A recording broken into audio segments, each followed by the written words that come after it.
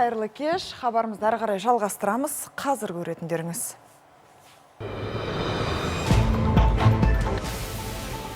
Енді қазақстандықтардың нотариусқа барып куәландырған кез келген құжаты бірден бірыңғай электронды базаға енгізіледі.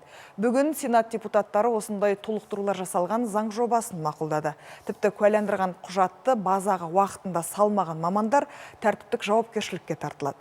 Сенаторлар уақыт өте келе заңға бағынбағандар әкімшілік кодекс аясында да жазалануы мүмкін екенін айтты. Алайда нотариустар заң президентке жолданғанмен әлі де тәптіштеп зерттелмеген олқылықтар бар дейді. 10 жылдан бері құжаттарды заңдастырумен айналысатын қымбат соңғы кезде кеңес алуға жүгінетіндер саны тіптен артты дейді. Оған себеп зейнетақы қорындағы ақшаның шекті мөлшерін алу туралы заңның шығуы. Азаматтар үй сатып алар кезде отбасы банк баспананың құжатын сұрайды екен. Алайда сатушы кез келген адамға құжаттарын сеніп тапсыра алмайды.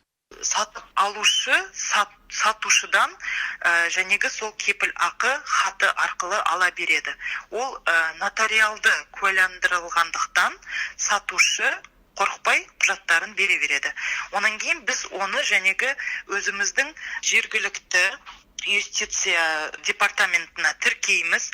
Ол тіркеуден өткеннен кейін, ақшасы түскеннен кейін барып, үй толығыменен сатып алушының құқында болады.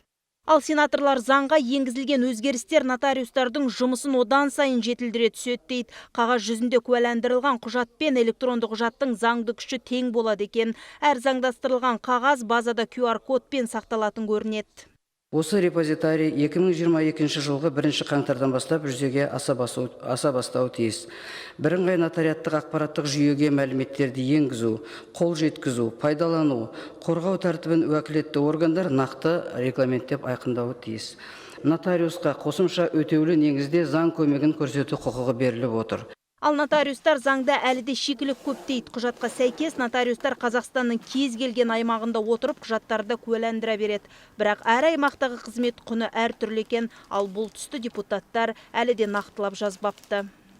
Бұрын соңды тек жарғаға ғана сүйеніп жұмыс істейтін нотариустардың қызметі енді қатаң бақылауда болады. Сенаторлардың айтуынша, ол үшін тәуелсіз орган ретінде арнайы комиссия құрылады. Егер азаматтардан шағым түссе, оны құрылған комиссия қарауына алады. Ал нотариустардың қандай жауапкершілікке тартылатынын заң жүзінде дәл осы 7 адамнан құралған орган шешеді. Гүлнәр Сайлауқызы, Нұркен Тоқмурзин, Информ бюро, Нұр Сұлтан.